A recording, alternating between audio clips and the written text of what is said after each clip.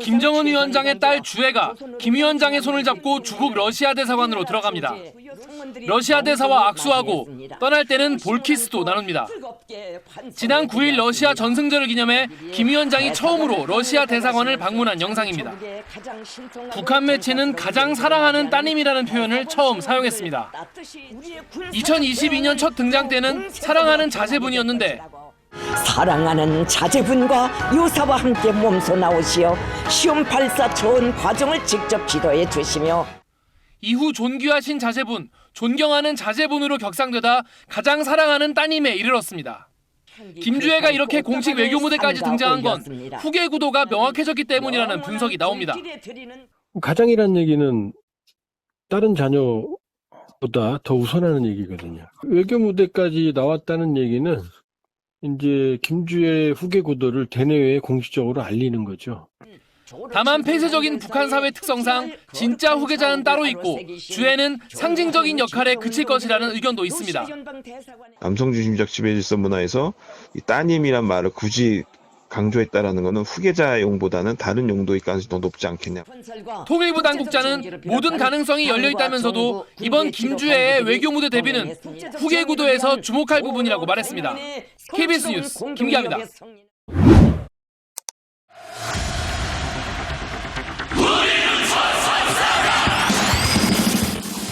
북한 가수들의 힘찬 고호로 시작된 음악 공연. 평양 화성지구 3단계 준공을 기념하는 축하 무대입니다. 북한 최고의 가수로 꼽히는 김옥주가 공연의 문을 열었고 주민들은 뜨거운 환호로 화답했는데요. 김정은 위원장과 간부들이 앉은 단상엔 김주애도 함께했습니다. 가수들의 노래를 따라 부르는 행동은 그동안에도 김주애가 자주 보여왔던 모습. 그러나 공연이 끝난 이후의 행보는 평소와 조금 달랐습니다. 김정은 위원장이 주민들 사이로 들어가 애민 행보를 이어가자 뒤따르던 주애도 갑자기 환한 미소를 지으며 주민들에게 손을 내밀고 귓속말까지 건넨 겁니다.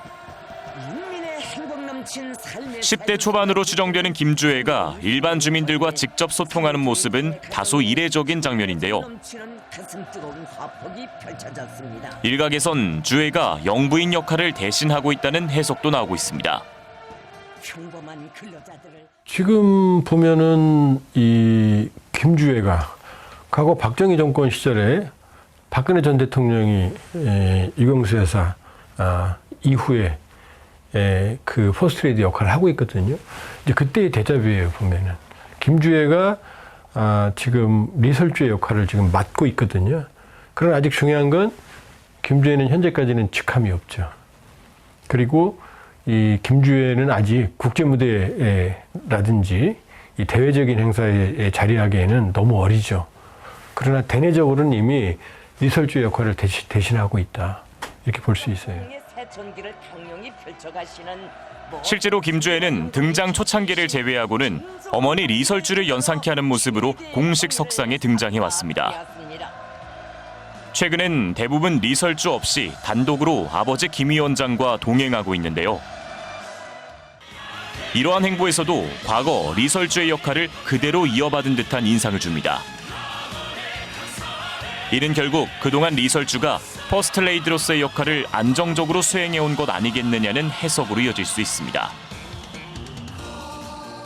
리설주는 김정은의 입장에서는 기대 이상의 역할을 했죠. 왜냐하면 김정은은 초기에 아버지 시기에 성군 시기에 충성파 핵심 간부였던 류영호 총참모장을 집권 7개월 만인 2012년 7월에 처형을 하고 고모부는 2013년 12월에 처형을 하거든요. 아주 폭압적인 이미지죠. 근데 리설주를 동반하면 리설주가 폭군의 이미지를 순화시키거든요. 1989년생으로 알려진 리설주는 북한 최고의 예술 영재학교인 금성학원을 졸업한 뒤 은하수 관현악단에서 가수로 활동했습니다.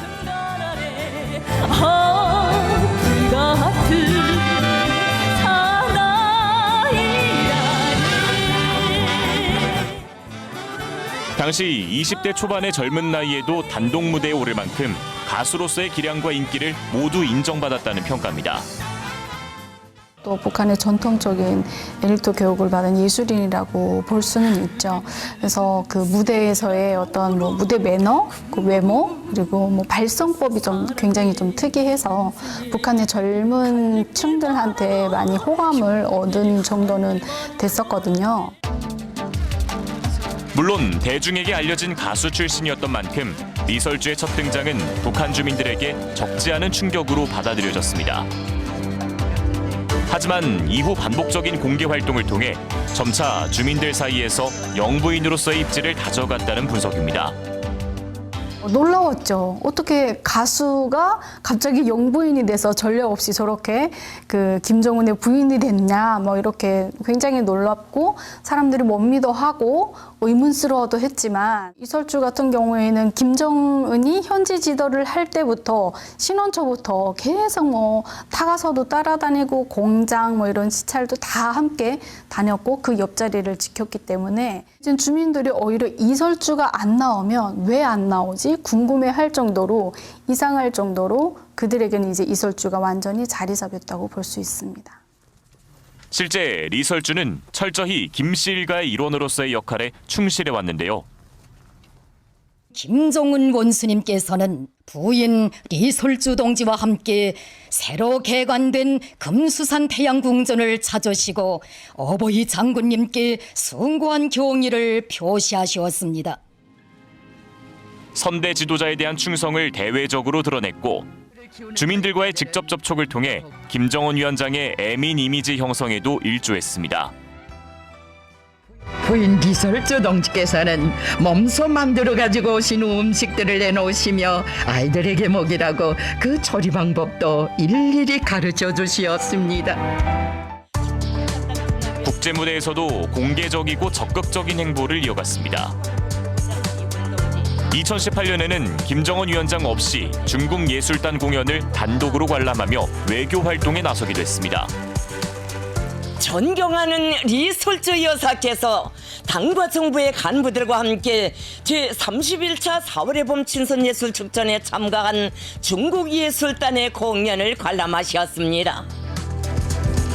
2018년 남북 정상회담 당시에도 북한 퍼스트레이디로서의 역할을 침착하게 수행해 큰 주목을 받았습니다.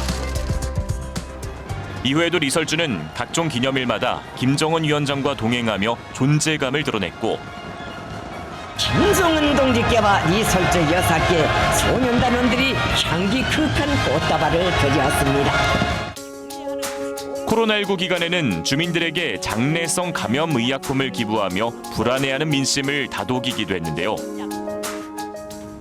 그러나 2022년 11월 김주애의 등장을 기점으로 리설주의 역할과 노출 빈도는 눈에 띄게 줄어들었습니다.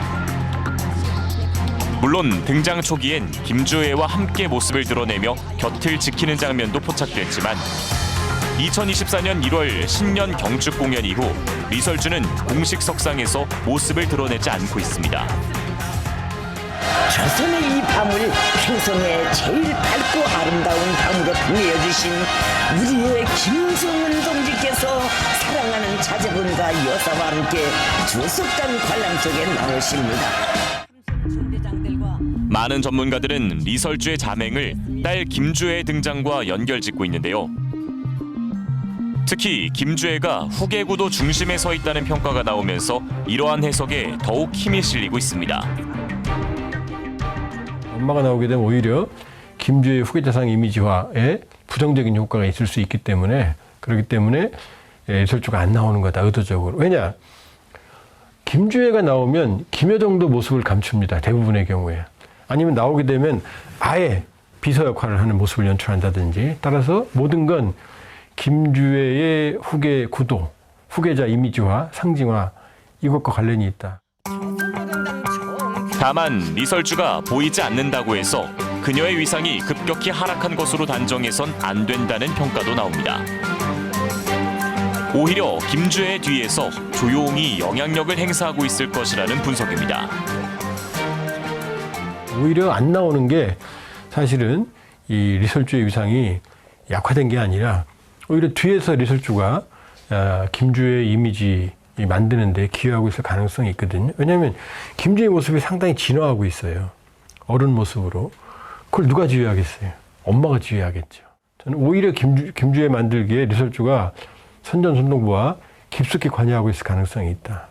아주 치밀한 이 상이 만들어지고 있어요. 여기에 올해는 북한 노동당 창건 80주년이라는 대규모 행사가 예정된 만큼 그 시기를 전후해 리설주가 새로운 모습과 역할로 다시 등장할 가능성도 점쳐지고 있습니다. 가족 중심의 이미지를 좀 더 강조해서 북한의 이제 김정은 체제가 아직도 굳건하다라는 걸 주민들에게 보여주고 또 주민들이 자기들을 대해 숭배할 수 있도록 만드는 그런 자리가 되지 않을까. 그로 인해서 또 이설주는 또 새로운 모습으로 등장을 해서 어쩌면 그 주민들의 이목도 다시 끌고 체제 결석을 다지는 자리가 되지 않을까 싶습니다. 딸 주애의 등장과 함께 조용히 모습을 감춘 북한 퍼스트레이디 리설주.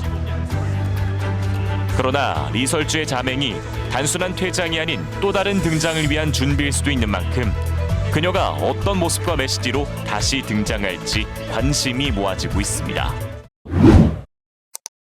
1년 전 북한의 열병식, 김주애가 공식 석상의 모습을 드러냈습니다. 경리하는 김정은 동지께서 사랑하는 자제분과 이설준 여사와 함께 광장에 도착하셨습니다. 사실상 김주애의 데뷔 무대였습니다. 김정은 위원장과 리설주 여사를 합성한 듯한 외모, 다정한 모습도 연출합니다. 백두혈통을 상징하는 백마까지 갖고 있었습니다. 전설의 명마 백두산 군마가 기영대의 선두에 서 있습니다.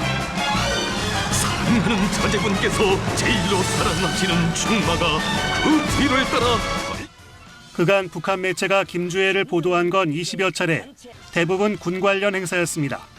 해군 사령관이 거수경례를 하고 오성 장군이 무릎을 꿇었습니다. 그렇다면 김주애는 후계자일까?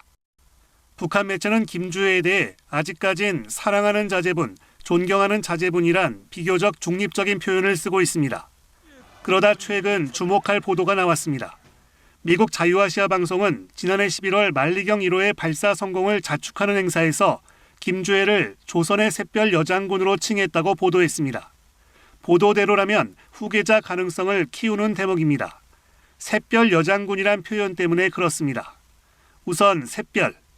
김일성도 초창기에 빨치산 투쟁을 할 때 조선의 샛별 한별로 불렸고요. 김정은도 어렸을 때 이 샛별로 불렸습니다. 여장군이란 표현은 더욱 의미심장합니다.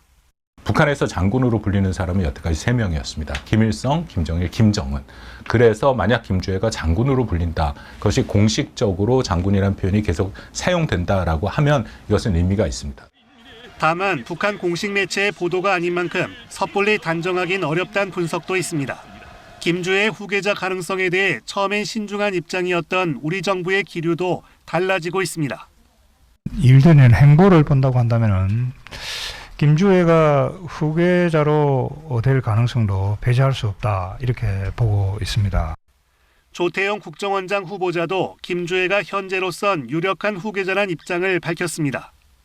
지구상에 존재하지 않는 4대 세습의 의지를 보이는 듯한 북한. 첫 여성 후계자의 등장 가능성이 나오고 있는 가운데 우리 정부는 김정은 위원장에게 아들이 있는지에 대해서도 계속 들여다보고 있다고 밝혔습니다. KBS 뉴스 김현경입니다. 북한이 지난해 11월 발사한 대륙간 탄도미사일 화성 17형을 기념하는 우표를 제작했습니다. 모두 8장을 만들었는데 김정은 위원장의 딸 김주애가 5번이나 등장합니다. 전략무기인 화성 17형보다 김주애가 더 부각될 정도입니다. 이 때문에 김주애 우상화가 시작됐다는 주장도 제기되지만 후계자로 보기엔 이르다는 신중론이 우세합니다. 우표를 많이 발행하는 국가이고 외화벌이 사업에도 활용하고 있고요. 내부적으로 교양 사업에도 활용하고 있는데 그 수령과 함께하는 가족상의 이미지들을 만들어내는데 의미가 있지 않느냐. 한 대북 소식통은 김주애 등장 이후 북한 내부에서 김 위원장이 자녀 교양과 가정혁명화의 모범으로 부각되면서 김 위원장 따라 배우기가 유행하고 있다고 전했습니다. 김주애 띄우기가 본격화되면서 베일 뒤에 가려진 김 위원장의 맏아들에 대한 관심도 커지고 있습니다. 김정은은 세 자녀를 둔 것으로 알려져 있습니다. 첫째는 2010년생으로 알려진 아들, 둘째는 주애, 셋째는 성별조차 알려지지 않았습니다. 맏아들은 가부장적인 북한 사회 특성상 후계자 영순위로 꼽힙니다. 북한 고위직 사이에서도 이름이나 나이 등 알려진 정보가 전혀 없습니다. 주애라는 이름도 미국 농구 선수 데니스 로드맨을 통해 알려졌을 뿐 공식 확인된 적은 없습니다. 북한 고위직 출신 한 탈북민은 세간의 이목이 김주애에게 쏠릴수록 맏아들은 조용히 후계자 수업에 집중할 수 있을 것이라고 말했습니다. KBS 뉴스 윤진입니다.